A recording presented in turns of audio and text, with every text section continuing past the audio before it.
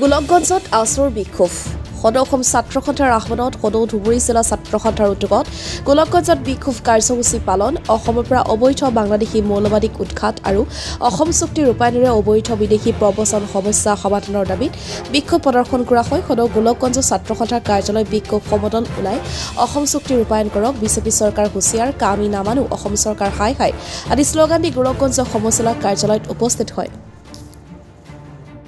আজি আমি সদৌ অসম ছাত্ৰ সন্থাৰ আহ্বানত আজি আমি ধুবুৰী জিলা ছাত্ৰ সন্থাই ইয়াত বিক্ষোভ কাৰ্যসূচী গ্ৰহণ কৰিছোঁ আৰু এই বিক্ষোভ কাৰ্যসূচীৰ পৰাই আমি চৰকাৰখনক এটা কথাই ক'ব বিচাৰিছোঁ যে অসমৰ পৰা অবৈধ বাংলাদেশীক উৎখাত কৰিব লাগিব, অসম চুক্তিৰ আধাৰত বাংলাদেশীক সমস্যা স্থায়ী সমাধান হ'ব লাগিব আৰু বৰ্ডাৰ চিল আমাৰ যি ভাৰত বাংলাদেশ উন্মুক্ত বৰ্ডাৰ আছে সেই বৰ্ডাৰসমূহ চিল কৰাৰ ব্যৱস্থা কৰিব লাগিব আৰু অসম চুক্তিৰ ৬ নং দফা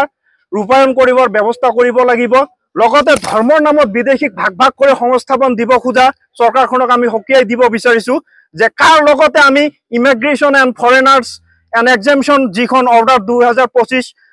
চৰকাৰে লাগু কৰিছে এইখন আমি ছাত্ৰ সন্থাই কেতিয়াও নামানো আৰু এইখনৰ পৰা অসমক সম্পূৰ্ণৰূপে আঁতৰত ৰাখিবলৈ আমি চৰকাৰক আহ্বান জনাইছোঁ। নহ'লে অনাগত দিনত ইয়াতকৈ ভয়াৱহ তীব্ৰতা আন্দোলন গঢ়ি তুলিবলৈ আমি ছাত্ৰ সন্থাই বাধ্য হ'ম। সদৌ অসম ছাত্ৰ সন্থাৰ আহ্বান মৰ্মে আজি সদৌ ধুবুৰী জিলা ছাত্ৰ সন্থাই আমি আজি গোলকগঞ্জত অবৈধ বাংলাদেশীৰ প্ৰব্ৰজনৰ যি সমস্যা আৰু মৌলবাদীৰ উৎখাতৰ কাৰণে আমি বিক্ষোভ কাৰ্য ৰূপায়ণ কৰিছোঁ। এটা কথা স্পষ্ট, আজি চুক্তিৰ আজি 40টা বছৰ আৰু 6 বছৰীয়া আন্দোলন হ'ল, আন্দোলন হৈ কিনে আজিলৈকে সেই চুক্তি ৰূপায়ণ নকৰিলে। আজি কেন্দ্ৰত আপুনি কংগ্ৰেছ চৰকাৰৰ পৰা আৰম্ভ কৰি কিনে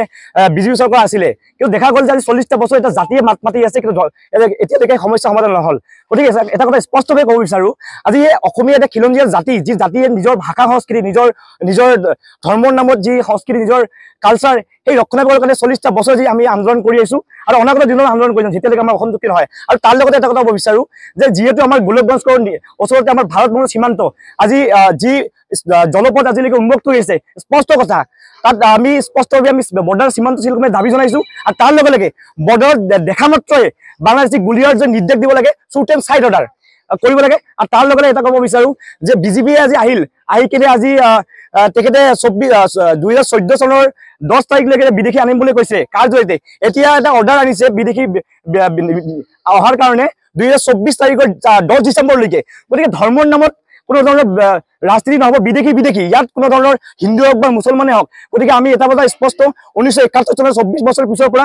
হিন্দুৱে হওক বা মুছলমান হওক বিদেশী তাৰ কাৰণে অসম চুক্তি হৈছিলে 860 গৰাকীয়ে খৰি হৈছিল। গতিকে ইয়াতকৈ যদি আমি খৰি দিব লগা হয় অনাগত আমি খৰি দিবলৈ সাজু হৈ আছোঁ। আৰু এটা স্পষ্ট আপোনালোকৰ জৰিয়তে আমি ক'ব বিচাৰোঁ যে অনাগত দিনত অসম চুক্তি যদি ৰূপায়ণ নহয় তেতিয়া আমি ইয়াতকৈ ভয়ংকৰ কাৰ্যসূচী ল'বলৈ বাধ্য হ'ম।